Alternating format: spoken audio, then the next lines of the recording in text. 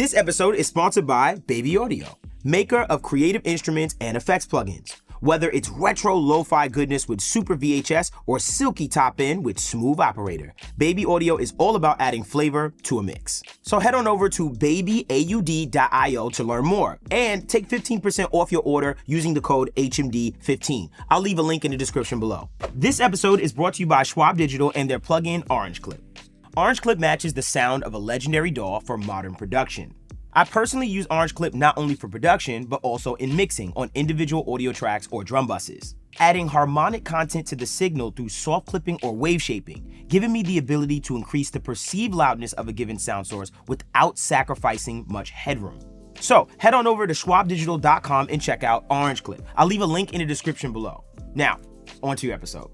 How you been, bro? Honestly, I'm just blown away at the Behringer news, and I want to say congratulations. Do you think that Specter is actually a good plugin now? I always thought it was a good plugin. Oh, I'm not gonna lie. You.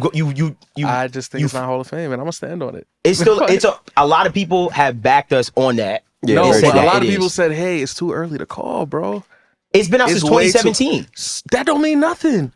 Every other first, second, and third ballot been out since before 2010. Auto-tune. You talking about like the beginning of plugins though? At that point, if we talking 2010, but Hall of Fame is Hall of Fame, bro. Yeah. I'm telling you, bro. Luka not in the Hall of Fame. You keep bringing up basketball. These people have yet to. It's sports equivalent. The Hall of Fame is a sports thing. Would you throw Saturn in the Hall of Fame? Huh? Would you throw Saturn in the Hall of Fame? I personally wouldn't, but I know some people. That's fair. Okay. Would. Saturn is a Hall of Fame saturator. Is LeBron in the Hall of Fame? You really think so? The analogy makes no sense, bro. It makes no sense. LeBron will be in the Hall of Fame, but he's not in the Hall of Fame right now.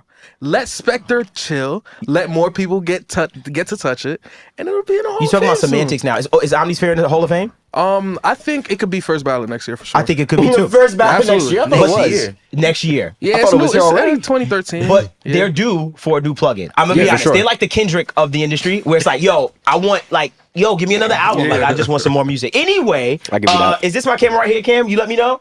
Cool. What's going on, y'all? It's your boy Devvon Terrell. Welcome to the Audio Nerds podcast for audio nerds like yourself. Please make sure you comment, like, and subscribe. And remember, one lucky person in the comment section is going to get that VIP Gold Edition Rosetta EQ or compressor. Also, become a paid member of the channel where you get exclusive episodes and a bunch of other crazy things, mixes and masters, all kinds of cool things. My name is Devvon Terrell. I'm a Pro Tools user. I'm going to introduce my people that you already know and see all the time. And then, obviously, we might have some special guests with you today. But Devvon Terrell, Pro Tools user. State your name and your dog, my G. Man, you already know. It's Courtney Taylor, newest agent of 12. And you know, have you downloaded the new 12? I've been with it, bro. Did it cost you money? Nah. How you got it for free? Cause you know a guy. Who you know? You know a guy. You hit decap? 12. I'm not gonna snitch on you. Thank you. To the front of me right here. If he's 12, you can snitch on him. 12. I get what you did. I get it. Yeah. Good one. Ooh. I get what you Prince did. outlived Mike Jack. Hey, it's your boy. It's LJ. It's a FL guy. I'm the FL guy, and we in the building. I forgot my chain, but it is what it is. You gotta start bringing it again. Hey, man. No. Ryan Schwab took your chain. That's crazy. Go clip. Shout out Orange Clip. When? Orange Clip. When? Orange Clip. We're gonna continue. So obviously, I love you, Ryan, but nah. I love you, Ryan. We love Ryan. Shout out Ryan, man. That episode's going crazy. It is. So anytime we are in this room, we are greeted with special guests. And this guy and these guys are actually really big friends of the show. Some people that I watch a lot. One of them you have seen here before, but now we get the pleasure and honor of having them both. Between the both of them, we can go from artists such as Rod Wav, Meek Mill, Neo, Travis Scott, Sheck West, St. John. We can actually look at platinum records, Grammy noms, all kinds of crazy things, even A&R. Besides just being engineers and things of that nature, they're also big on the business side of stuff, producers. Ladies and gentlemen, we have my guy Cruz and we have my guy Trav. Make some noise for Cruz and Trav, y'all. What's up, man? Hidden Hands in the building. Also, podcasters with the Hidden Hands podcast. You know, of course. We podding. What we talking about? You know, we never get people on here, engineer-wise, that actually pod too. So it's actually kind of fun to have like people that just know the vibe and know the game already and stuff for like sure, that. For sure. Heck yeah. So Trav, something we always ask everyone as soon as they come on the pod, we asked Ant already, what was your DAW journey? So what was the first DAW you used? And then how did you get to the DAW you're using now? And I know you're a producer as well. So the first DAW I used to actually make beats in or to actually do something in besides the Windows Media Recorder doesn't count. Yo, no, it does. Because it was That's hit. crazy. It just had a play button and a record Yeah, I was button. gonna say, I made records on a Windows Media Recorder. That's hard. It was But crazy. then I upgraded to a DAW called Storm 2.0. What You never heard of it, huh? I've never heard of that. Okay, yeah. This was my shit too. Yeah, I'm talking about I made bangers. Somebody in the comments is like screaming. Someone like, I'm telling you, Storm 2.0. Yeah, so Storm 2.0 because what happened was somebody told me about Fruity Loops, and at the around the time we were calling it Fruity Loops, and and I was like, okay, but this the demo. So in my mind, I'm like, why would I use the demo, man? I'm finna go in here and find the software I could use. So I found Storm 2.0. Right. And I took Storm 2.0 and I connected it with, I don't know if you ever remember the PlayStation 2 game called Get on the Mic? With, so somebody brought this up before. Continue. Yeah. So it used to come with a microphone for your PlayStation 2. It's a USB microphone. Right. Probably one of the early USB microphones to ever be created, to be honest. But it came with it was like this short, taped one of those to like a what was it? It was like a surround sound speaker stand. Oh, okay, I used to have those. Yeah. So I taped it to one of those, connected it to, and then I had my Storm 2.0. And man, I was making records, man. And then from there I went to FL Studio. Okay. But really the only reason I went to FL is because my friend had taught me. So I had moved from Georgia to Chicago. I moved from Atlanta to Chicago. Right. Then I was in Chicago, and then people were using FL up there. Yes, sir. Wow. So my boy taught me how to use FL. And I ain't gonna lie, I was the kind of kid who was like, yeah, but when I look at the TV, they using the MPCs. Right. They use, you know what I'm saying? I know what you're talking about. That time. So I didn't really want to buy into the FL, you know what I'm saying? But I was snapping on it. Right. You know what I'm saying? Like my first beat I made on there, somebody offered to buy like $1,500. Like right away, I was a kid. I was like, no. I don't know. You just say no. I don't know why. You know what I'm saying? You're scared. No. You're scared in the beginning. You know what I'm saying? So it's like, nah, just go do something, whatever. Right. So after FL, I probably stuck on FL for a couple of years. Right. And then probably around graduating high school time, I moved to Logic and an MPC. And an MPC. And an with MPC Logic. 2000. Okay. Wow. Classic. It was an MPC 2000. And I was on MPC 2000 for a while, and then I had a turntable. And this was like in 08.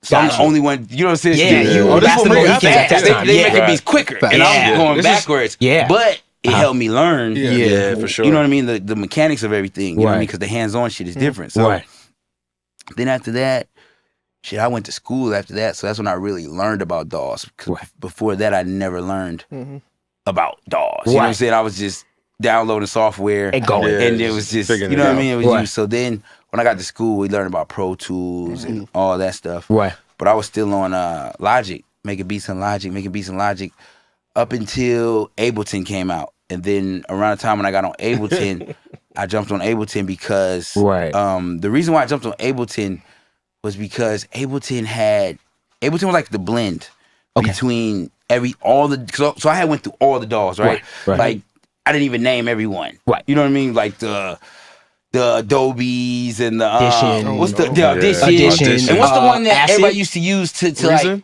It was one that people used to use to like just cut stuff up. It used to have like a 2-track. Audacity? Audacity. Yeah, Audacity for sure. Made records in Audacity. Classic. You know what I'm saying? All that shit. Yeah. So, but when I finally learned about Ableton, it was a blend between everything. You could do, you could do your drums the way you want to do your drums. Because that was the biggest thing for me. It was like, all right, drum sound. We're coming into an age where the computer is a part of the creative process. Right. You know what I mean? But before then, the music we were hearing, the computer wasn't really a part of the creative process. It was, we didn't have as many happy accidents. Now we have people who make fire beats on accident. Like they might accidentally click the wrong dot and it's like, oh damn, that kick went there. And but they didn't plan to do that. Right. So when I was on MPC, I was competing with that shit. And I'm like, wait, no, something's got to give. I got to be able to make drums faster. I got to be able to this. So I went to Ableton. And you've been there. Yeah, Ableton and Pro Tools. Ever since. You are a very happy dude. Wow. But he went through all of y'all's. I know. That's why his mic was like, "Bing, winner." And it was like, I "Oh think wait, this might be leaving." this might be the longest DAW journey we've had on the pod. You Heck might yeah, have the but that record. was He touched all the. He touched all the DAWs, though. Yeah, I went through a lot of DAWs, bro. Yeah. Because the reason why I went through a lot of DAWs too is because it's like the workflow for me, bro, is like important. Yeah. You know what I'm saying? Like that's the thing. Like, hey, Yeah. how does this work for me? How can I do this? Can I open this up quick? Can I rock out? Do I get stumbled? Because I got, well, every kid says they have ADD, but I actually have ADD. Right. So right.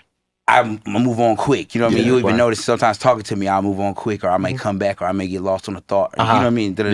So I have to account for that within my software. You know what I mean? And just your workflow and stuff like that. Yeah. So as it kept going, and then there's this software, DAWs don't grow. You know what I mean? They don't grow fast enough, and then you know what I mean. So sometimes you get boxed in. You know what I mean? There's some people I see that are boxed in because of the DAWs that they decided to stick with. You know what I mean? Yeah. Like right now, I would say the new thing I'm working on is Ableton and Fruity Loops together. How to blend them. Now, my question to you is this: what are you using? What are you finding in FL Studio that you're pulling from, and what do you obviously FL use Studio Ableton? is like FL Studio is better. Like it's not better. Better is relative. Yes. FL Studio is an amazing software for one, right? For sure. But it just does stuff that it does professional things in an amateur manner. Okay. Yeah. Right? That's a good way to put it. So that's important because it allows for an amateur to kind of move quickly and then still kind of have things like professional swing on the drums and like bro, so the last update on FL, the young guy, my assistant, he just showed me that you could put a song in there, any song, and it breaks it down to stems. Yes. You know how much of a game changer that is? Fam, do you over we the same age. It's over with for you. When he told me, when he came in here and had the audacity to say, "Oh yeah, we got this little update. We can separate the stems." I literally had to ask him and investigate. I was like, "So you're telling me literally you bring in any song and it's gonna separate like the drums from the vocal, like in the DAW, bro? That's insane." No, that was crazy. That was a crazy update. You know how much, dog? We don't gotta wait. Like I can literally be like, I got an idea for this record. Yeah. Let me just extract. Let's just break it down to right. Super game instead of having to hit the label, hey, y'all know the producer, can you have them send the stems? And they get to like those types of like moments fast. Like they really look around. Like we said about FL before, they look around at the other doors and just like, what are they not doing that we could do? Because I saw that and I'm thinking like, well, Ableton's the DJ DAW. Why didn't we do that? Why didn't we do that first? You know, because I think about like sampling and stuff like that. Obviously, you have your turntables, you bring the record in, then you have to EQ it to like your taste. Because if there's drums in there and you want to put drums in, I'm rolling off low and blah blah. But for the fact that I can literally say, I just want the vocal stem. I think sampling. Man, so it's unlimited what you could do with that. Like, insane. Like you could remix someone's song if you want. You could you could add a whole part to a record. Like let's say, even in the industry, let's say there's some guys who send you a song. And you want to help the song make the album, but they just sent you what they did, and they might not have all the knowledge. You don't have to go through getting the stems from all of them. You could just update the record, and make it what you make it, and make it better, You know what I'm saying? Yeah. And then turn it in, and then you have a better shot of getting your record on the album. That too. Versus waiting to get stems, changing things up. Right. You know what I mean? You just get everything in one shot. That's like say for instance like Cruz. Like obviously both recording engineers and stuff like that. Remember, and I know you remember the times of like ripping beats from YouTube. Yes. Like that kind of vibe and stuff like that and trying to figure it out. Well, now in the back of my mind, I say like, what would be a process that you think would just be conducive to today? Like as far as just like getting the beats and stuff like that. If I want to do a remix, like literally like how would you go about it? If I say, yo, I want to do a remix of Cardi B's blah, blah, blah. Like how would you do it? How would you go about it now with all this stuff? I mean, just in general, like the possibilities are endless now because of like updates like this. You could just literally, like you said, you don't have to wait for the stems from the, hit the label and figure out like, or even if you know that internal team, there's all this red tape sometimes. So being able to have access to a software that's literally just breaking it down for you to be able to explore these ideas yourself. A lot of us as engineers are not front-facing people and stuff like that. So in the back of mind, anytime we talk to engineers, I already know in the back of mind, you got to pull it Probably out. pull. And- But you know what the beautiful thing about talking to engineers is, and I'm leaving all this in as a matter of fact. The beautiful thing about talking to engineers is that people that are not accustomed to talking so much, when they sit here and feel like, hey, we're just like you, you know, and like what we're talking about the stuff that you never get a chance to talk about. never. Open up. Like you Easiest never open up ever. Easy. Yeah. Because this is what you're doing. See, like this, I always feel like people are so much more susceptible to talk about things that they're doing every damn day. Yeah. You know, and no one, I don't have anyone to talk to about it. And that's another reason why we even started like our podcast and stuff like that. Switching gears, talking about podcasts. Wait. No, I had something for the stems. Yeah, Okay, I'll let you get that. Okay. I'll let you My get fault, that. because I had No, you good. Quick question. Going back on like all the advantages you could have with it. Remember when trying to remix a record and not finding the instrumental on YouTube? That's what I'm saying. Right. That's what I'm Bro, saying. But this is what I'm saying. Y'all keep talking about the instrumental. Fuck the instrumental. The vocals. You can isolate the vocals. Acapella. He's like So sampling. now, Acapella. if you live in North Dakota, and you know, man, I could produce records. Oh, wow. You can take these Take vocals off references. all the hot stuff, Yes, bro. reproduce them, Yeah. and Make now your you own can joint. put it online. Yeah. You know what I'm And saying? see what happens. And see what happens. I'll tell you See what something happens. nasty. It's wild. And what's more likely going to happen? And if I was that kid, boy, I'd be dropping an album every month. And see what happened. That's Shout how out I Amorph. started. This ain't my music, shout out volume to- 3 coming out. Can I please make I gotta make a This ain't shout my out remix. because that's how I started in production. I was making beats around acapellas. Yeah. Shout out to this website. Zaire, if you don't clip this, I will find you. I'll find you. Looperman.com. I remember yeah, that shout out website. to Looperman. Looperman was a legend. Looperman. They would find the Shout out closest Looperman. to the official. Yes. You knew joint. Looperman was. The closest you was That's gonna what I get used to use when we would freestyle to like, you know, I want to remix this record or whatever. Right. I would go. Yeah. to Looperman. Looperman. Bro. I would use hipstrumentals. I was like, instrumentals? Yes. That was my Another one. joint. Have That's you ever another did one. the phase trick with it? Oh, trying to it never invert worked. the phase. Yeah. I didn't know enough back then, like to just know how Nah, to invert the I don't phase know and if it know was things. Yeah, I get it. Now, like, I'll be like, okay, cool, but I mean, I have so much access. I go to Lala AI, Voices, and I just Right. take the Nowadays, numbers. we so get it, bro. easy. We're so dated if we try to go back to our old ways. It'll be old different. school. It'll be Stop different. it. You'll flip the phase, drop it in, get it. Yeah. All you got is vocals Yeah. left. Yeah. I can tell you That's something real facts. nasty I did. What? Hey, get mad at me. I don't care. I heard a record. I ain't gonna say what record, but that snare was so hard that I ran it through. I ran it through FL. Took that little snare. That's nasty. Love What- it. But that's That's wrong fire. with that. That's fire. That's not not Ye. That's That's not Ye. That's drum what shot. That's a I'm drum with shot. it. No. I'm It's a with drum it, but shot. I'm just saying that the fact that you can Oh, he do do it that in the door. Yeah. Because back in the day, it's crazy. people had like certain producers had a certain sound, right? Timbos, Pharrell's, like Yes. some of them, like Yeah. a lot of people was looking for the Neptune freaking tag, Drum the kits and tags, all that yeah. stuff. Right. So the fact that at your disposal you Yeah, I have the can just- ability to just go rip I'll tell from you something an original worse. master is insane. I go to iTunes store and just rip it, like, I'll and tell that's you it. something really. All right, I'm gonna be real honest. This is confession time. Okay. We put some theme music behind this. Confession time with LJ. So Confession You know time. how I was this clip watching. thing go You know too how I much do. now. You know how I do. Yeah, You know how I do. And I know he paid attention. He professional. This is confession time, all right? So, do that. They can, you know what I'm saying? so Watch this clip. There's a song by her. It's called Avenue. I love the record. Yes, one of my And favorite it records from her. Had, Yeah, it had a synth sound as a chord that I looked for 4 years. Could never find it. Right. So the producer named Lo-Fi. His name is Lo-Fi. He did a breakdown, but he didn't let off what the sound was. Right. Then he said, "Oh, it was just a one shot that I just played out, and I added some effects to it." I was like, okay, where's the one shot? So I Right. saw what the one shot was called. I went on Splice, I went whatever, Right. couldn't find it nowhere. So I went into YouTube to MP3. I cut out where he played the little C chord, Yeah. and I sampled that Oh shit my gosh, you just sampled the C chord of the actual sound. on the That's how you do video, it. And and then I laid just it out. added some effects. how you So do shout it. out to you, Lo-Fi. I appreciate you, bro. Nasty work. Ninth Wonder recently posted something, obviously, and he was talking about sampling and stuff like that. And he was talking about how he was like, people shouldn't kill these kids for all the sampling they're doing right now. Yeah. Because he was like how literally they're revitalizing like catalog and stuff like that these kids otherwise wouldn't see. Yeah. He was talking about how, I forgot, like songs being sampled sooner. He was like, we sampled this like Yeah. 5 years later and stuff like that. Like samples are coming out even Oh, yeah. faster. yeah. And it was a real convo going around the producer community where people were just like, yo, y'all just sampling too much, y'all flipping too much.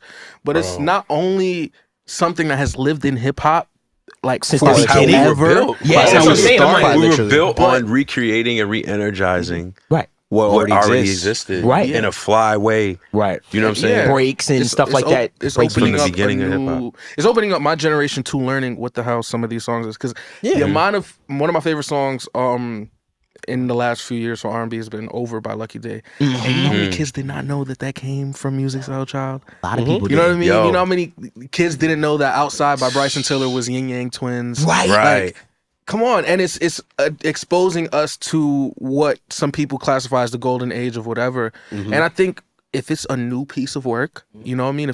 Even then, if anything you do to a record, especially that significant where you chop it, you sample it, add new drums, or if it's just a freestyle, you rap it, you're creating something new out of it. Yeah. I don't see the fuss. If we're making new music and it's good, Why bother? You know it what is it's what it like? is. I feel like it's like that. And it's Good is between relative. both film and music. Like we see this in all avenues of the entertainment industry. It's like there's a weird moment where the previous generation they want so much like those that's coming up to like learn, because it's like they had to struggle so hard and learn all these rules so they could break them. And they're seeing us, and it's just like, well, y'all are just breaking the rules, y'all don't even know it. And it's like, but at the same time, this is how the new generation is learning. If they weren't doing it the way they were, they wouldn't have these things in front of them. They wouldn't learn, like Levin said, this is the golden era of such and such. There was a complaint like 5 years before, oh, kids these days are not listening to so-and-so, such and such, such and such. And it's like, well, now they are, but you have a problem with how they're going about it. Right. And I would layer on top of that the conversation of, oh, you guys are just looping this, you're lazy.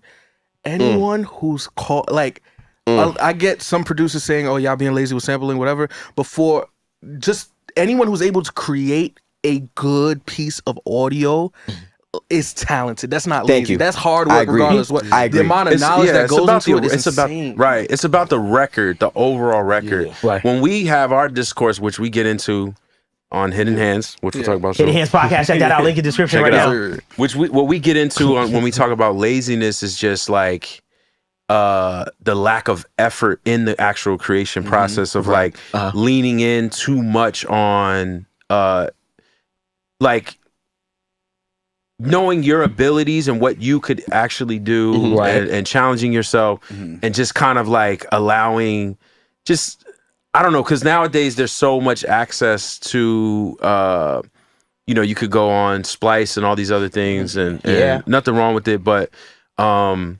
sometimes I think it's kind of a crutch. Yeah. You get what I'm saying? For sure. But if you can create a record, right, from a classic, and Berg does this all the time, Hitmaker does this all the time. There's a list of people that have brought a record back to life. And that's just, you know, and make it fresh. Like, we know what the identifying sounds are of all these classics and what make them feel good because of the texture of the original records. But they're able to revitalize these songs and make them fresh and new. And that's an art, bro. You know what I'm saying? It's an art. I enjoy, honestly, this day and age, when I hear a lot of like and I know there's a lot of argument about this sexy drill, the Baltimore club kind of sound, the Jersey club sound. I enjoy when I'm about to hear a flip in that style. Like right now, when I hear that, I'll be like, yo, this is such a cool, shout out Ben Thomas, obviously, because that record doesn't get the credit it deserves, by the way, of how it shifted hip hop. I Just Want to Rock, bro. That record did a lot. Shout out Baltimore club music, been here for years, Jersey, we know. I'll But tell you something. in that vibe, like, it's mainstream as hell now. I never like shout out my music. I just put out a record, one boy, Fari Wapavelli, and it's a flip on Can't Tell Me Nothing. And it's like the Chicago bounce, but also Jersey. I like New York drill is. Okay. And it is like, it's exactly what you're saying. It's like you think you're gonna hit la la la la, wait, so like, and then it's some other shit. And I think once again, if it was so easy, everyone else would do it. For sure. That's very so true. it's like, can I tell you something? I listen to it. I got you. I listen when Cam. Shout out my boy Cam, producer. He's engulfed into that world. He's like 19. Yeah, shout out Cam. That's his bane of his blood, right? Like when he sends me it, right? And I've always been the type of artist and stuff like that where I always be like, how would you attack this?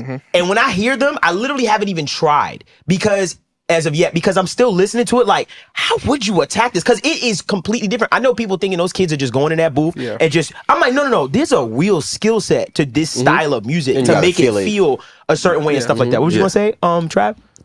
Well, I started going down thinking about what you were saying now, but I was gonna say to your point, is production, is it is it easier today I To think create? it's easier to create? Is it easier? I think it's easier to create. I think Not so. saying good or bad, but So it's easier to create. If it's easy, if it's in a realm where it's easier to create, is it more difficult to push yourself in there? Yes, it absolutely is. Yes. And I'll tell you, Super I'll give saturation. you the perfect example. What's funny is, and I'll tell the story in another episode, like the full story. Yeah. But I helped Ninth get his entire FL studio like up to date. He's been on Machine for the last 10 years. Yeah. And he hasn't touched Yeah. his FL sessions from all the way from like 2010 till now. So we opened up FL 21. He opened up some of his old sessions, and it's like old. You can tell, but he didn't know anything that was going on with new FL. So I'm like, all right, here's this thing called Gross Beat. The I'm gonna chords, put you onto this right, thing right, called right. all these new plugins, and it's like Yeah. all this new shit you can do. Right. And he's opening it up like, this shit fake. This is AI. This ain't no way. cheating. And he's like, but Right. then it's he's coming from a standpoint of like, y'all have access to all this and the beats aren't better. Like, I get you. What is this? You know what I Okay. mean? Okay, And so that's- now you opened up the and floodgates. that's where I'm at. I think the Yes. musicality, because you guys named Splice. Yes. One of the other ones I see is the Unison MIDI Waves, chord pack Unison, stuff. MIDI chord Yeah. back. Like I was Waves. fooling around with that one day. I'm just dropping chords, and I'm like, Yeah. oh wow, this is. Nice chords. It's tough, You don't right? have to deal with the. Right. Okay. Yeah, like, I feel you. That stuff's done because and that's the thing with production now. It's the handicap, whatever. Okay, so back in the day when you were making beats, there was always a handicap, right? Right. Every creative has a handicap. Everybody. Somewhere. So Yeah. it could be, oh, you're classically trained and you but you ain't making fire. You True. don't know how to make. True. You don't know how to make the fire. sauce. It's too beautiful. Yeah. You know what I'm saying? Yeah. Then this Too over here is too textural. Yeah. ugly. You don't got no chords to your stuff. It's just all drums. It's not an Right. inspiring song. No one can write a song to it. It's just it just bobs our head all day. Right. You know what I'm Your drum saying? set So with it's your always a drum, thing. But with each thing, you can solve the handicap. Mm. You know what I'm saying? So if I grew up and I could play the drums, but I have no chord skills, drop some MIDI chords in there, Pat. Oh, yeah. Yeah, just cycle through the sound now. Ding, ding, Oh, ding. this sounds good. Yeah. This sounds Yeah. good. Right. Oh no, matter of fact, let's change that note. All right, we're good. Right. You know what I mean? It's all accessible. So we get and it's the same with the drums now. You got, bro, I seen an AI drum thing where the guy was, which drums you want? Which Kinda drums you want? swag. Hip hop, swing. Which drums you want? You know what I mean? Yeah. So, Yeah. and so in the age of where everybody is somewhat an executive producer in the sense, because music has always been decision making, right? Producing is always decision making, regardless if it's a restaurant or it's food. It's decision making. But with this now being decision making, and we don't really have to have the other stuff, we can just make the decisions. Right. Then how's the push come for it to be a new wave of music, a new sound? You get what I'm trying to say? So do you That think separates the dog. That's what's gonna separate the dogs from the lions. that's you? Because in my head I say it's so hard to cut through that something that cut through has to be so spectacular. I'm about to say that goes back to the conversation that we had a month ago in the when not to change focus, but the whole Spotify shifting its if its whole payout business the model. business model, and the two of you asked like, well, does that mean, is it going to make everything easier and more accessible to the newer kids? And it's like, well, things have always been accessible. The gate of entry has always been getting wider. It just means that what people are going to accept from that is going to get harder. Yeah. But it's It's like gonna the get harder gate for of those things entry to is stand getting out. wider into purgatory. Okay. It seems Exactly. Like, Okay. It To the seems point where like, what's you know what not I'm saying? accepted So then we is get back. into It's a like, whole it's just a scene. different level. It's like, all right, man, we busting through. Now we're in purgatory. Okay, I gotta bust through out of purgatory. Another Everybody door. here got a beat. Bro, Everybody here got a beat. Everybody here got why- splice. Everybody got this. Yes, Everybody got bro. that. Everybody, and then everybody has the same sounding beat. So It's how a do you? Dead Sea layer. You It's brought a up. Dead Sea You layer. brought up Pharrell. You brought up Timbaland. You brought up Kanye. There's But and Blaze. so Kanye, and we mentioned this before. Kanye used all Jay Dilla's drums on College Dropout. Yep. That's how you get Kanye. It's Jay Dilla. Mm-hmm. You get what I'm saying? Right. So Right. where is the lineage? And I Of- think It's you get what I'm saying? It's I get you. It's a break. It's a break in the lineage. It's like we got like, okay, we can say on the production side, who's the sons of Kanye? We would say Travis Scott. Sure. But he became an artist. Right. yeah. You know what I'm saying? So yeah. he's still in this production. He's bag. still in this production, yeah, for Yeah. sure. yeah, Like, but when I'm saying he became an artist, he that's his sound. Yeah. Travis Scott sound. Yeah. His sound is That's his. the- Yeah. yep. So it's off the table. do you You know what I'm saying? So I got what you mean. you can't go to Travis Scott and say, "Hey, give me your sound." Give me your Travis and, beat. and you want to win, Right, I get Because you. you ain't gonna win. Yeah. You, so I ask you this: so you have someone like a Travis Scott, right? That kind of like obviously comes off the branch of Kanye, Yes. where, in my opinion, Obviously. subjective, my opinion, when we listen to Beautiful Dark Twisted Fantasy, that feels like the birth of like the Travis Scott era. sound and Yeah, era. kinda Like that's like, what it yeah. feels like. Oh, Travis, you was there. You was Yeah, in you there was in there. somewhere. You was there. And it's Yeah. like he took that sound and said, "I'm gonna make this a real thing. Like really make it a thing." So to me, it's like I feel like that's But how Travis is like Apple. Travis is making the phone and selling the phone. I'll get it. You know what I'm saying? Great analogy. So in Okay. artistry, if you make the phone and sell the phone, you T-Pain. You can be that. You can. Right. It's easier. Right. But That's what crazy. about matching up? That's what we get. Yeah, with. but I think What about going to that's- this producer and said, "Hey, you make a new sound and become the best, and you as an artist make a new sound and become the best, Right. and y'all come together and take The over." Aaliyahs, the Missy, that's what like we see. those kind of. Yeah, right there. That camp right there. Yes. Aaliyah, Missy Missy Elliott, and Timberland. Timbo. Yes. Songwriter, Yeah. artist, Producer. Yes. Yes. And Right? she went to them. Yeah. Like, I want to see what happens over there. there. Like that, I'm not gonna lie. Maybe that I feel like that doesn't happen often, but at the same time, I'll say to you, like, for instance, Rod Wave, right? Where it's like, not saying you started with him, but like starting with a newer artist and kind of like maturing the sound. You record, you mix his stuff. Yeah. So I look at you as a part of the sonics of developing, you know, like what we and the hear thing and stuff about like me that. and the thing about me and Cuz, me and Rod, we made it so the sound like that was he's an introvert.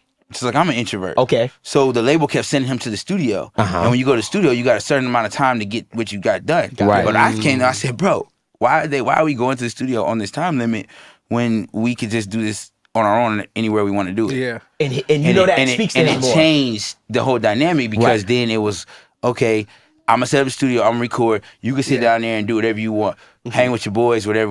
Whenever you ready to feel it, whenever you feel it, Right. now I'm ready to bottle it. Yeah. Because that's what we do. Right. As in, I mean, well, the different aspects of the engineer, but the tracking side of it, because we all know you wear a lot of hats. Yeah. But the tracking side of it is to bottle the greatness, bottle catch lightning in a bottle. Capture it You right pretty then much and have there. to do that Right. in order to be successful. Right. You get what I'm saying? And I noticed that you said it a lot of times, just even on Hidden Hands podcast, like when I'm listening, you say it a lot of times when you're saying like, hey, the engineering job, I would teach first the engineer how to be in a room. Yeah, you know what I mean? Like the first, culture. not Yeah. even like you could be the dopest, smartest dude or girl Yes. in the world, It's but the room like presence. the culture of just like making an artist feel like, you know, comfortable in the Yes. environment and stuff like that. Like Yes. what would you say is like the most important thing like in the studio as an engineer, for engineers that listen, like what would you say is like the most important thing in the studio, like as far as that relationship and continuing to get called for those sessions and stuff like that?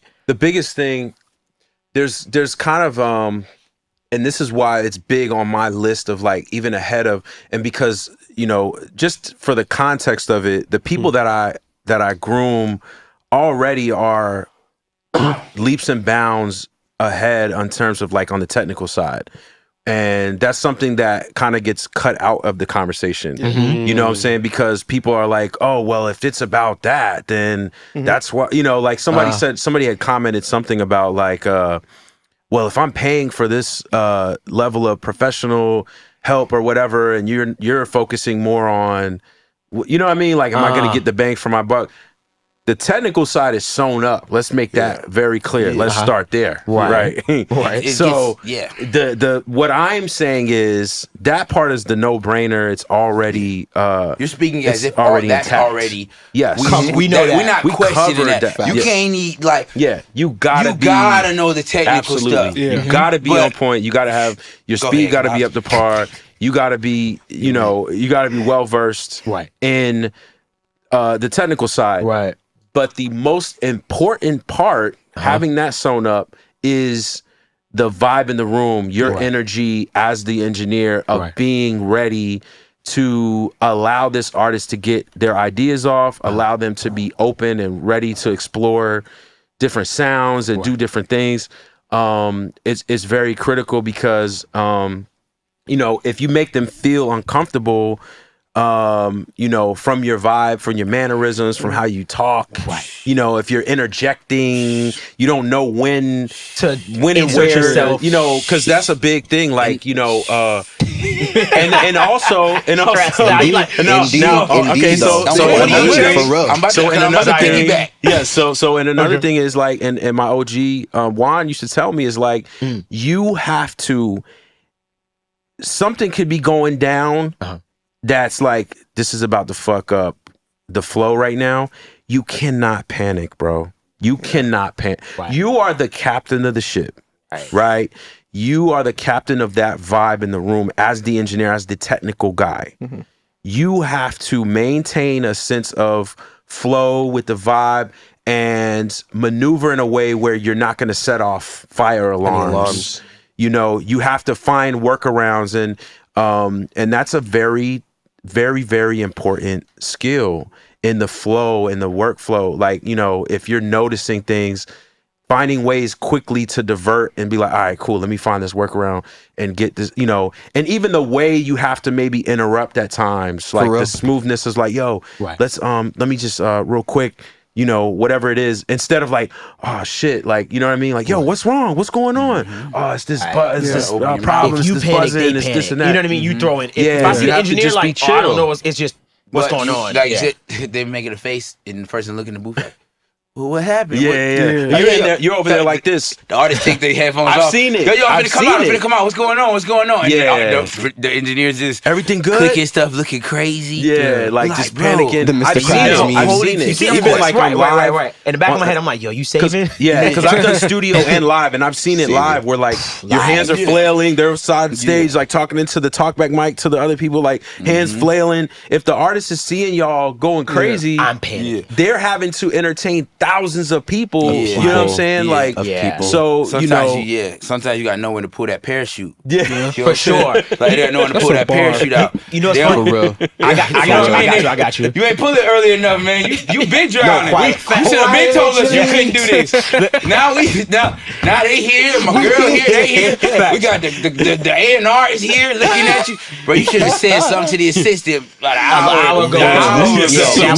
But it's You know the what I'm finesse into the like, Yeah. yo, hold on, they about to do something real quick. You know what I Oh mean? my Like God. finding that, like, because a lot of these artists are working their way through a record. So there's pockets of, hold on, real quick, let me just get them to repatch this real quick or whatever. You know what I mean? Like there's windows of like, but just having that knowledge of like, all right, when I can, you know, interject or figure this out, or let me get it, you know, to a certain place in the meantime, in the interim, you know, again, like knowing when to say something, when not. Like if they ask you directly, yo, you think I could get that better? Quite literally. Right? That's Quite the wide literally. open door for you to Quite literally. say what you need to say. You know what I'm saying? Right. Otherwise, don't say nothing, bro. Yeah. Just go with the flow. If they're wanting to know your feedback and opinion, if it's not a technical thing, just keep going with the flow. They know what they're doing. I'm big like that. They know what they're doing. With my personal family. I've never said this out loud, but my family knows if I'm in my studio and I'm recording, the minute you step in, it has to contribute to what is happening. To what's happening. If not, if it's gonna take me out, shoot me a text. Because if you come in the room and I'm like this and I'm like, this is the greatest thing in the world, and you come in talking about something else while it's playing and I don't see you with me, it's gonna fuck you up. Oh my energy. God. And I literally, my sister, for instance, I had my sister recently, she come to live with me. And so I've had to teach her that, where she come in the room, like while I'm doing something and she talking about some whole other thing. And I'm like, yo, I'm gonna be honest, you fucking up the whole vibe. Messing the vibe. And I had to teach her though, like, yo, when you walk in the room, you have to acknowledge and it's like people don't realize that this stuff doesn't exist. Oh yeah. You know what I'm trying to say? Like what we're doing doesn't exist. That We walk into a room full of equipment and we try to create something From nothing. that exists. Trav, You get what I'm saying? nothing. Something like a Listen, bro. but it's something like an inventor. You know what I'm saying? We have the same thing, so it could be easily destroyed because Just it's like that. literally That's it. something we're just holding Just on like to in that. our mind. That's right. You just, it That could be fast. destroyed by. I'm talking about an opinion. The smallest it could be, thing. it don't even. Yo, you ever had this happen? Somebody say something. oh, I like that song. That reminds me of such and such song. Oh my. Done. It's done. It's over. It's over. What? There's nothing I hate more. Yo, Huh? literally, That don't sound like the joint that just can't. Hang it up. That's Done. no, but they didn't do nothing wrong. Done. In essence, they did nothing wrong. They didn't. But it's just it's I'm dealing with something that is like for one, when you start doing music, and everybody knows this who does music, because we all get faced with the same things when we try to be an engineer, producer, writer, whatever, and it all kind of it's the same. Right. We all have the same thing, but it's that this shit is on display to be judged, and you've been judging other people's music for so long, and now it's you. Yeah. So when it becomes you're very kind of sensitive to it.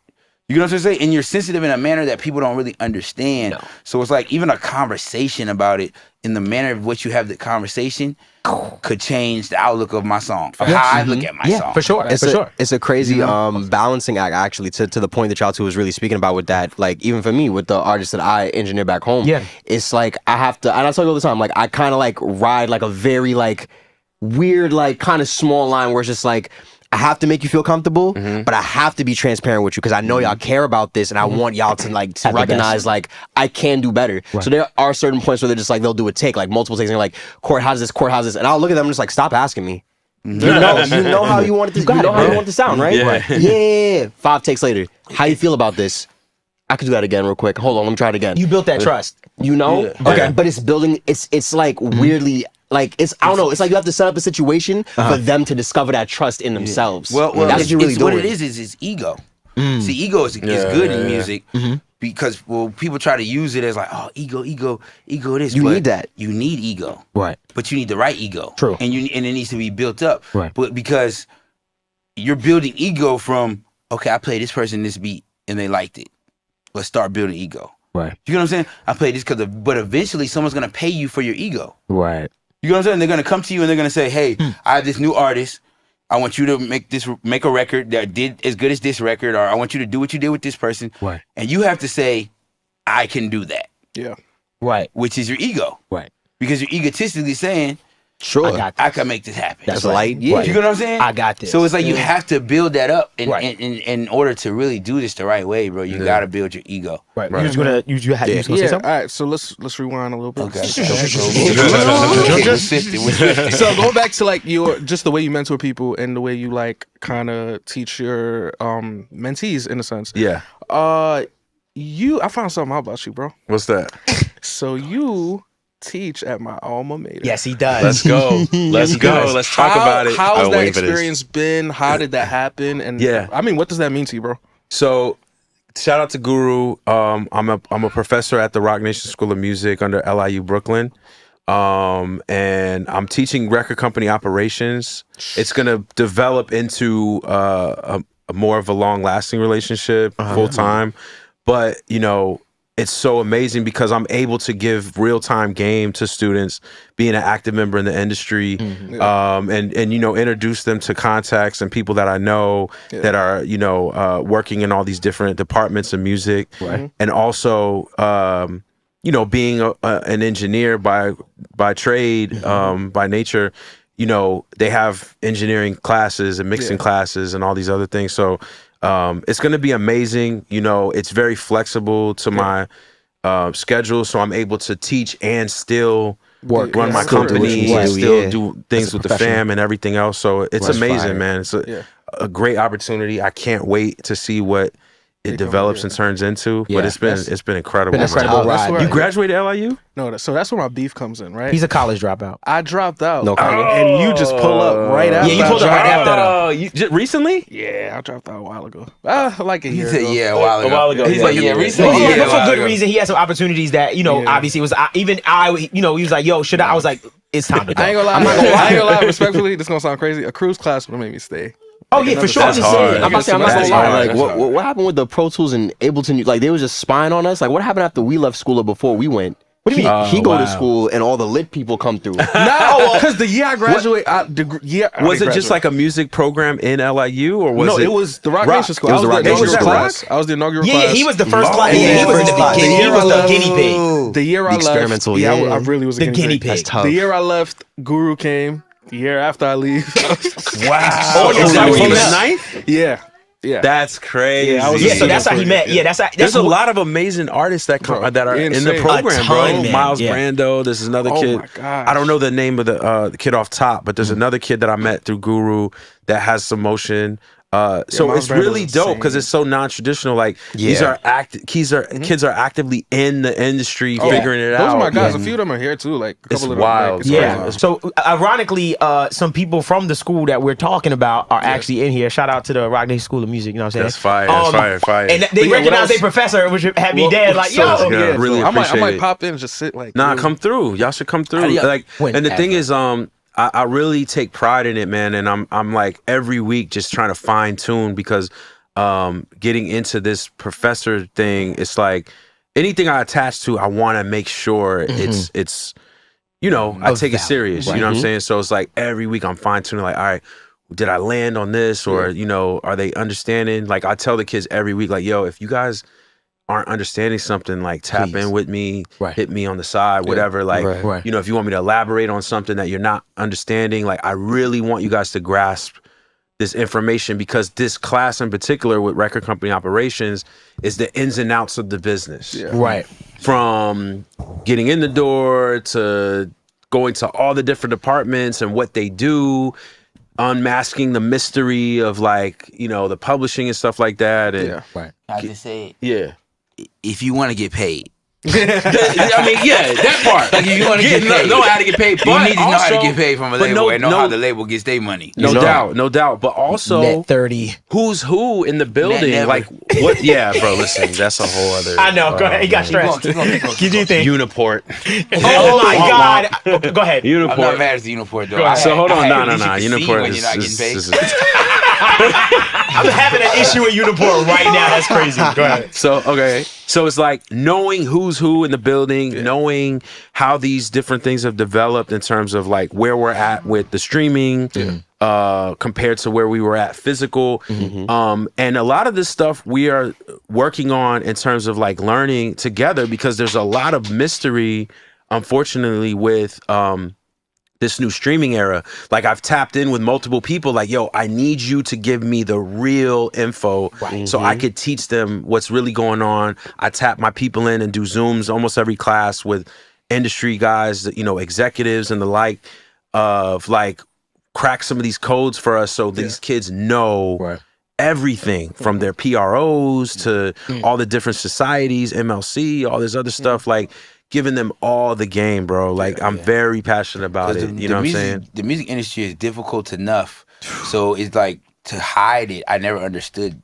why they hid the The information. mystery Right. Because I'm like, it's still hard with the information. Yes. Like, look how, like, think about it like this. Don't make no sense to me. And you went to the LA Recording Institute, Yeah, I went right? to LA Recording School. So you going to school, right? And think about back in our, I hate to say this, back in our day, when there wasn't much of a YouTube, right? Like to learn like all of the stuff that we could learn. Shout out YouTube Pisano. University. They were Yeah, the whether OGs. it's good information or bad information, I didn't have any information. Like, I just want to make that absolutely. clear to people. So I'm still a person that's in the space that's like, fam, I get to see some kid that probably doesn't know what he's doing. I get to analyze it and say, oh, I get what he's trying to do. I like where he's ending up, but I can do it even better. Like, I understand. So for someone that is, you know, in school and stuff like that, I know for you, you literally, one of your first internship was at Larrabee? Yes. That is one of insane, It was my bro. second Larrabee's internship. My first legendary internship studio. was at this studio that was like considered the oldest studio in Los Angeles, but it was just the building.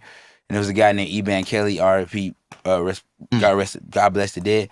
He passed away, but he was a songwriter for Marvin Gaye, and a producer named Richie Stites was there. And I had interned there, but it was like some janky stuff. You know, I was the kind of guy who would take any internship. You said it was an internship, I'm taking it. 'Cause, you know, we got to try. That was your education. That's just the name of the thing. Yeah. Let's try. Yeah. See what it is. See what it is. Right. So, but then I ended up going up to Larrabee, and I probably told the story before. I went up there and I applied to get I called one day, just called randomly, cold call. Hey, you guys hiring interns? Yeah, we are. Come in for an interview. Went in for an interview. They gave me a test. I failed the test miserably. At Larrabee? Yes. It was in the beginning of me starting school. I said, hey, man, can I come back like maybe 8 months down the road? and when I really learned. So because it was like the first month of school, I was trying to get an internship. Right. But it was because I figured might as well get started. You know what I mean? Right. So I ended up not getting a job at Larry B. Maybe around March. I didn't get the job. So I think I went back around July and called them back and said, hey, you said I can come back if I, learn a little more and blah, blah, blah. Right. They called me in and gave me the position. And I was there for maybe 6-7 months. Okay. But while I was there, I met Tricky Stewart. Wow. And then, so basically, I always had like a idea of where I wanted to go as well as where I'm going. You know what I'm saying? So it's like you got two separates. This is what I want to do, but this is what's happening. Right. So what was happening was I was at Larry B. I was an intern. Right. And at the time at Larry B., you couldn't really... You wore a work shirt LA and culture. you just swept up the rooms and you went into this break room. Right. So me, I'm like, okay, but the assistants are around my age, so I know we can get cool. Yeah. Right. So I start talking to the assistants. You know what I'm saying? I start coming in the room and the assistants, at that time, man, the assistants do a lot of work. So you could be there maybe 12 hours with the assistant alone without the main engineer, without Dave or Jason or anybody. So I would be in there when as soon as Dave would leave or Jason would leave, boom, I'm going in there with the assistant, sit up under the assistant, talk to the assistant. Right. You know what I mean? You found your pocket. Yeah. Right. So with that being said, one of the assistants, John Carlo, shout out to John Carlo, he told me that Tricky had a studio in Atlanta. Wow. So I was like, okay, cool. How can I do this? So I said, all right, well, what I'm going to do is I'm going to plan a trip back to Atlanta, try to get this job with Tricky. But tell these people at Larry B that I have the family emergency and I have to go back to Atlanta. You know the vibes. You know what I'm saying? Because I didn't want to give that up because I'm like, man, it's intern, but it's going to take a while to climb the ranks there. Right. Yep. So I go to Atlanta and I sit out my resume and has Larry B on there. I didn't realize how prestige Larry B was. Yes. But as soon as I send it out, man, everybody's calling back. Yep. Everybody's calling back. You know what I mean? So I ended up getting a job with Tricky and them within, before the 2 weeks was up. Before the 2 weeks was up, I was working with Tricky and them. And, but yeah, Larry B was definitely a big, important part of my career because that was the first time I've ever seen rich engineers. That too, right? You know what I'm saying? You was during that era too. No, man, it was Jason. It was Manny was there. It was Jason. Dog, let me tell you. Jason was there. Let me tell you. Dave was there. Jason Joshua, Manny American, Manny Dave Pensado. That was the 3 rooms that was taken up in there all day. Now, the let me chicken. let me tell you, Manny, while I was there, he mixed Love Lockdown for Kanye. Wow. He mixed. I was there when remember Kanye. So, engineer podcast. So this might be interesting. This is Engineer one story. play you can Yeah, I'm do. gonna say, It's okay. I don't tell. I have to redig and figure out where my stories are at. Same place. Same place. But so I don't know if you guys remember this, but Kanye premiered Love Lockdown on MTV. Yes. Okay, so after he premiered it, that wasn't the mixed version. He premiered it and then sent it to mixed. Yeah. Oh. And then jumped on a flight to Tokyo. Okay. Now, when he's on the flight to Tokyo, I'm not sure how many hours it is, but you can't reach him. Right. So in the recording, he's clapping and on the vocal track. So when he recorded the song, Right. He was not locked Yeah. down. You know what I mean? Right. Right. It's right now, Jason, it was Manny American's job to mix this record, but you have to mix a song for Kanye West that he just premiered yesterday at the MTV Video Awards, and your vocal track has the clap track in it as well. So what do? You know what I mean? But he did it. He mixed the record. Wow. He couldn't reach Kanye. He couldn't reach anybody. But he had to get it done. He just had to get it done. You know what I mean? And Right. since your podcast will go further, some people would say, okay, well, who let him record the track like that? He did. But if you're the track, it's like in that scenario, if you have knowledge, if you have experience, you understand everybody's in a bad position because the feeling within that record, you can't stop Kanye from recording it that way because you don't know where it's gonna go. It could be just a fun record he makes that day. Right. You know what I mean? You don't know till the end, but you can't stop his creativity. Right. But you know that the way he's doing this is gonna make it harder for the next guy. You know what I mean? Which is Manny. Right. And he knocked it out. Right. You know what I mean? Yeah. Right. Now I have to go back and listen to that record and find that clap. Yeah, it's like the chains with rappers. Like if they're rapping and you hear the clanking. Yeah. Hey man, they just gonna have to deal with that. Because you're not gonna sit It's just there. gonna be a vibe. Yeah. You're not gonna say, gonna be a yo, vibe. dog, do me a favor. Nah. Take those chains No. off. Like, you're not gonna You do can't. that. It's a certain point you probably can. You probably can. But if they're in it, but if no. it's you gotta let just it rock, going, bro. You gotta let it Right. roll. Not their life. And that's not the reason why I brought that up is because obviously I'm thinking about education and like how there's so many different paths now to like getting to wherever your goal is. Like for us, Full Sail grads, and then I look at like the Rock Nation school. Oh, you were Full Sail too, right? Yeah. I forgot. I'm trying to get on that Hall of Fame. I ain't gonna let me. Can I say something? Let's go to the same time. Let's go. Let's go to the same I'll go to time. your- fight for y'all, your bro. decade. Fight for Let's y'all. go. What's Stop funny When playing you with get them on that folks, Walk of Fame, I used to look at the joint and be like, bro, me and my homies would be like, Marketing. man, I'm about to We go beat So your Full ass Sail down. marketing, right? joint, When bro. you get there, right, as an engineer, you think about it. You're an engineer. You're just starting. You wet behind the ears. So you walk into Full Sail, and there's this Walk of Fame. And on the Walk of Fame, is it got everybody who graduated. Phil Tan, Leslie Brathwaite, all these huge like people that you're like, wow, like I'm amongst greatness. And the big thing is everybody wants to be on that wall one day. Like that was the thing. I'm just saying, not for everybody. You know, obviously you put your pride in what you want, but I'm the competitive, marketing bro. in I that want school, this. The crazy thing you is- wanted that. the craziest Phil thing Tan had is- just did all the Rihanna stuff at Yes. that moment. I I was remember just when about I to was say. there, I was like, dang, Phil Tan. He came to the school, he spoke, Yeah. and you just wanted to be on that I'm about to Walk say you of Fame. you saw it coming in. You on, man. guys had the like, oh my god, these are like the ghosts. Yes. And Yeah. then me as someone new coming into it, I'm like, oh look, there go Leslie Brathwaite. I've seen that name a couple times. And then I went 2016. Then the next year, Invasion of Privacy drops, and I'm like, Right. oh, he really in here for some shit. I get it now. Mind He's you, really in here for he some was doing shit. ludicrous stuff. He was Yeah, it's big. Leslie Brathwaite. But Come I on. feel like also the engineer is starting to become like the new producer. guy, yeah. Like it's starting to look cool to say, yo, my engineer by blah blah blah. Like Facts. I love that culture is really Starting to be starting to really perpetuated. be, because I feel like Yeah. now it's allowing the engineer to have more streams of income with their likeness. And that's another If reason they why take advantage, take advantage gotta of it. take And I advantage. wanna of get it, The bro. thing I tell about it Preach is, that all the for time. me, I speak on this a lot in hip hop. It always comes with duos. You know what I mean? So you had the DJ and the rapper, the DJ and the MC. You had the rapper and the producer. And now we're moving towards the era of the rapper and the engineer. Yeah. And it's not, and it's solely based upon the rapper wants to make the song. Right. You know what I'm saying? It's that simple. It's like, Right. if you're a rapper, who do you have to call?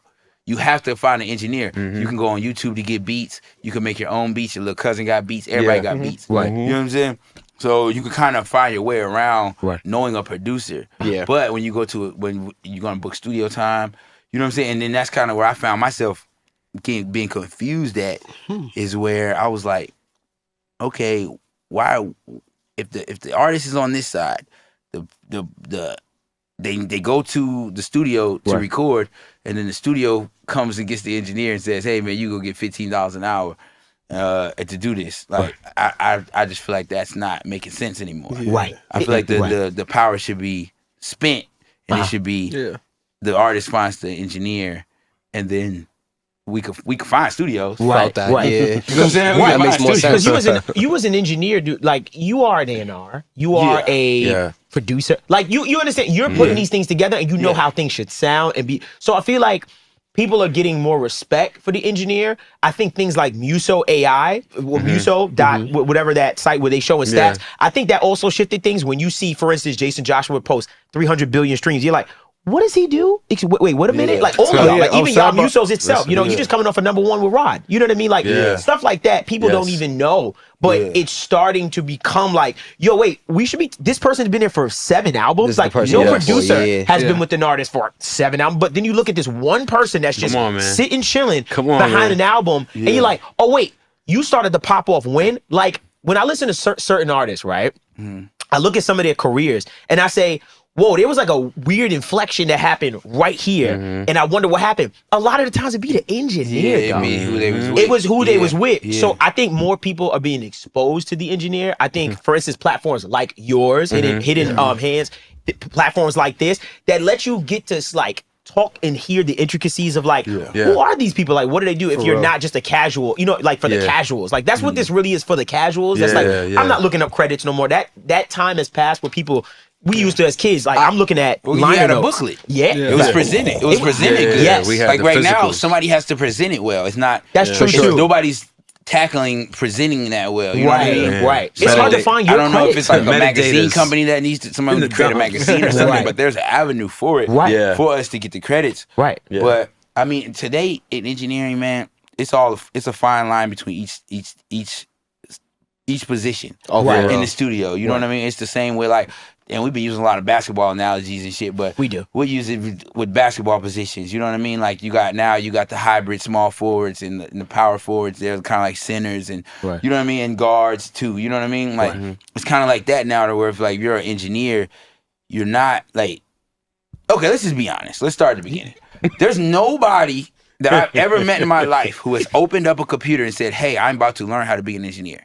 Right. They either wanted to make a beat, wanted to record a song, wanted to be an artist. There was some other lane there that led them there. Led you to engineering. Right. Yep. Right. That was the and I door. feel like that's the problem. That's that's where the gray area is. It's an area of confusion, because it's like when you typically meet an engineer who can lead the way, they're not only an engineer. Yeah. So you can accredit them to something else instead of accrediting an engineer. Right. You know what I'm saying? So me as a producer, I got producer credits, I got placements and stuff, but I'm an engineer. And I made a decision when I was younger, and I started to see, y'all don't want to be engineers. Y'all want to be engineers, it's open. but you don't want to say, I'm the engineer. You know what I'm saying? And this was years and years, long time ago. That's very true. Yeah. But I started standing by, like, no matter what I produce, I'm an engineer. I produce it as an engineer. I did it as an engineer. And now I feel like we're coming to a phase where we have different style of engineers. Like, I consider myself a production engineer. Okay.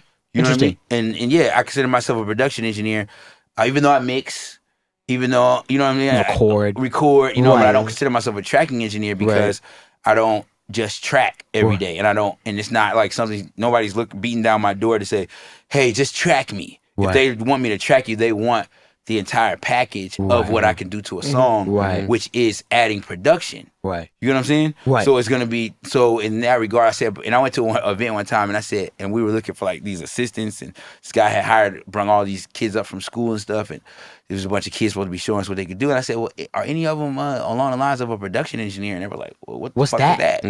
What is that? And I'm like, well, we have tons of those now. You know what I'm saying? Because those are the engineers who are engineering within the production. It's like, you know what I mean? It's like, it sounds complicated, but it's quite simple. It's like, it's like if the mix engineer mixes and he mixes the tracks, puts it together, the master engineer masters and makes it louder, and then the tracking engineer records it. Well, where's that gray area for the engineer who rebuilds the center, takes the session, takes that third hook out and makes it a vamp, or takes the drums out on this hook and understands where this goes. Where's that? That's the production. That's production. So it's a production engineer, and I feel like with that position emerging in today's time, I feel like that's going to be a game changer. You know what I mean? You remember, and not saying remember because they still exist, but remember how big a vocal producer was? Remember when it was like, oh no, we need a vocal producer? Like that was like, okay, like I used to, even when I was younger, I knew I'd write the song and I'm like, all right, killed it. I'm like, dang, bro, we need somebody to vocal produce this though. Like how to place backgrounds and harmonies. Like that was a skill in itself. You know what I mean? But that I feel like kind of got meshed into, like, if you're a songwriter, you better know how to place vocals as well as far as playing with stuff. So we're running out of time and stuff like that. And I want to make sure that, you know, that we let you guys, like, let us know what else you guys got going on. Of course, the Hidden Hands podcast, I'm going to leave a link in the description below. Like, obviously, you can see, like, what these guys are about and what they're talking about as far as, like, freaking just the industry stuff that I don't get to really talk about much and stuff like that. And I enjoy it, and I want to see more from y'all. You know, I want to be one person to say, I would like more. Like, there is a thirst for it, especially with my taste of like the music industry and stuff like that. So please keep doing what y'all doing. But is there anything else that y'all have going on that y'all want to like throw out there to people, like, and stuff like that? I mean, honestly, you know, I mean, I harp on it all the time of just building. You know, I got my publishing company. You know, shout out to my partner Moan. TMM is you know, we on the rise. We're building, but right now, man, it's about, you know, we're building this Hidden Hands out, you know, shout out to Cannon, shout out to Abdul, shout out Cannon, you know, Kayla, the whole Tomorrow team, you know, for giving us the platform, you know, to Diego, Jordan, everybody that's a part of the building with it, you know what I'm saying? And you know, it's a great opportunity for us to have a platform to speak on these things. Right. Because really what we want to do is we want to disrupt. You know what I'm saying? It's like you know, you guys have an incredible platform for the technical side, for you know how things kind of come together in terms of how people make records, how they make them sound good. We want to get more into the culture of it, you know, the motivation of like the come up in the game, the things to watch out for, educating people as we go. Right. You know what I mean? And so, you know, we're really, really passionate about this show and building it. And you know, man, we've been grinding. I know. That's really not to just piggyback what he said, but to second it, that's really what it's about, man. We're trying to move the engineering, like we just spoke about it. It's it's the rapper and the engineer now. It's the artist and the engineer now. It's it's the artist and the cameraman. It's the artist and the videographer. You know what I mean? You're seeing these areas where the technical person is now coming to light, coming closer to the creative. You know what I mean? It's they're needed. And what gets lost in that is the actual culture of how it goes, the day to day. And that's what's great about this podcast is it's kind of like I don't know if you guys ever remember that episode of Fairly Odd Parents where they did a mashup episode with I forgot what other, but that's what this is like. You know what I mean? Look, he know. He got it already. He knows. There we go. The Jimmy Neutron and the Fairly Odd Parents mashup episode. You know what I mean? It's two people in a space that are moving it forward. You guys are speaking about the technical aspect and the plugins and things like that are like, man, I learned stuff listening to you guys' podcast. You know what I mean? I learned definitely the still new learning, stuff because the technical stuff changes every 2 to 3 years, 3 to 4 years. You know what I mean? But the aspect that we bring, if the technical stuff changes every 3 to 4 years, then how do you have a career that's 20 years long? I've been doing this for 13, 14 years. So in order for me to have a career that long, there has to be something outside of that we need to bring to the table as well. And that's where Hidden Hands comes into play, is where we like to talk about, man, just the culture of it and moving it forward. Like I always say, the number one thing that the producers in the 90s and the 2000s did for production is they moved it forward, man. They put chains on. They made it so that if you saw them, you knew you owed them money for a beat. You get what I'm trying to say? You knew they owed them money for a beat. I ain't never seen an engineer get slapped before. I ain't never seen an engineer get disrespected before, but a lot of people try to put that into the culture, or they try to put it out there, when in reality, the engineers are needed. You know what I mean? Needed, right. And so I feel like for us, it's on us to move it forward, to put it out there. Like, man, it's young kids out here who think that they're owed $25,000 a beat and stuff like that, and who's to say they're right or wrong? But the reason they got that notion is from guys before them who have put that value within what they do into the space. You know what I mean? And that's what we're doing over here. You guys are doing it with Audio Nerds. It's, man, we're putting value into the space and leading it forward, man, because, man, it's the engineer culture. You know what I'm saying? I'm not really, like I said, I'm riding for the engineers, man. I could produce and do whatever I do, but I'm engineer first. Right. You know what I mean? Because that's how I got through the door. I like that you said engineer culture. Yeah. Because not saying it didn't exist, but it wasn't in front of me ever. Like, it was like, if I went to a studio, it's like, it's just you and me in the world, bro. Yeah. But now that I'm able to see content, see podcasts, and see things like that, I'm like, I come from that era, bro. There was no YouTube. So I appreciate it. It was the pie in the sky. Yeah. They just wanted to sell us a dream. You know, they want to work you and work you and work you. And hate this, and they don't want you to really see the value. Right. But they'll see the value when you get your ass up out that chair and walk away. Woo, do they? So that producer got one beat, but I got your sound. I always say that. I'm like, we got, you know, engineers got your sound, bro. You know, it's hard to part with that engineer. I had an artist cut up on me one time, and I said, man, I don't have to do this, man. I'm out. And he said, huh? Wait. He wasn't expecting that. He said, oh. I got to the front door. Just homies and shit. Hey, man, we just had a partner get killed today, man. We don't know how to. Just, man, we just trip it, man. Come on.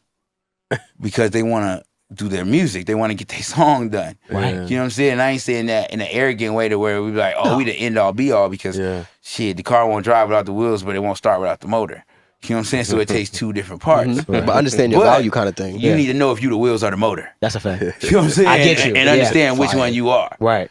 And that's what Hidden Hands is here to do.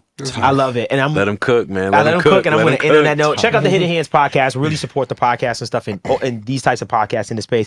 Once again, it's the My Audio Nerds podcast, the podcast for audio nerds like yourself. Please make sure you comment, like, and subscribe. Also, remember, one lucky person in the comments, which you better leave a fire comment, is going to get that free Rosetta Gold Edition EQ or compressor. Become a paid member of the actual service too. Pretty much our members are also watching this and already seen this. I already know. So definitely join our channel. It really helps a lot in the support of what we have going on. This has been the My Audio Nerds podcast. Until next time, y'all.